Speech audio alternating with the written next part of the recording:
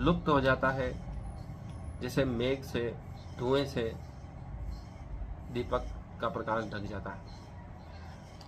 10वां श्लोक। रजस में भी भूय सत्वम भवति भारत, रजस सत्वम तमस्य तमः सत्वम रजतस्तथा। हे भरत पुत्र, कभी कभी सतोगुण रजोगुण तथा तमोगुण को परास्त करके प्रधान बन जाता है, तो कभी रजोगुण सतो तथा तमोगुण को परास्त कर देता है, और कभी ऐसा होता है तमोगुण सतो तथा रजोगुण को परास्त कर देता है। इस प्रकार श्रेष्ठता के लिए निरंतर स्पर्धा चलती रहती है। हमारे शरीर में ये तीनों गुण भिन्न समयों पर भिन्न भिन्न रूप में सक्रिय, कभी रजोगुण आगे रहता है और दोनों को दबा देता है, कभी सतोगुण आगे हो जाता है, कभी तमोगुण आगे हो जाता है, और ये दूसरे गुण कमजोर हो जाते हैं उस समय।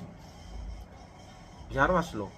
सर्वदेश दारेषु देहि नमस प्रकाश उपजायते ज्ञानम यदा तदा विज्ञान विवृद्धम सत्यमेव युक्त।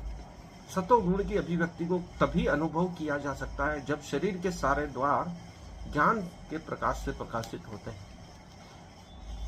सतोगुण की अभिव्यक्ति को तभी अनुभव किया जा सकता है जब शरीर के सारे द्वार ज्ञान के प्रकाश से प्रकाशित होते हैं। सतोगुण को अनुभव करने के लिए सभी द्वार पॉजिटिव होने चाहिए, सकारात्मकता इतनी होनी चाहिए, शरीर के सारे द्वार ज्ञान के प्रकाश से प्रकाशित होने चाहिए। ज्ञान मनुष्य को सतोगुण से युक्त बनाता है, जो पूरे शरीर को प्रभावित करता है। एक एक कण कोशिका ज्ञान के प्रकाश से प्रकाशित हो जाती है। 12वां श्लोक। लोभ प्रवृत्ति आरंभ कर्मणाम स्पृहा रजे निर्दितानि जायन्ते विवृद्धे। भरत वर्षभ।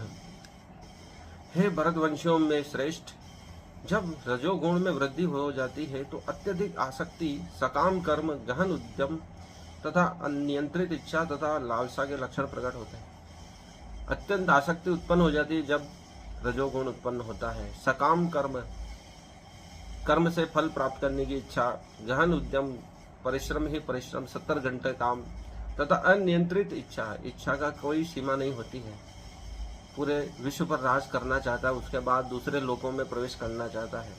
लालसा के लक्षण प्रकट होते हैं। ऐसी असीम लालसा, सब कुछ मिलने के बाद भी और कुछ मांगना शेष उसके लिए रहता ही रहता है। 13वां श्लोक। अप्रकाशो अप्रवृत्तिश्च प्रमादो मोहो एव च तमस्य जाने जायन्ते विवृद्धे कुरु नंदन। 13वां श्लोक।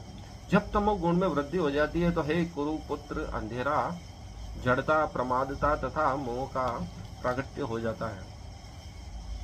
तमोगुण में अंधेरा, जड़ता, प्रमादता, मोह प्रकट होता है। मोह भी तमोगुण का लक्षण है।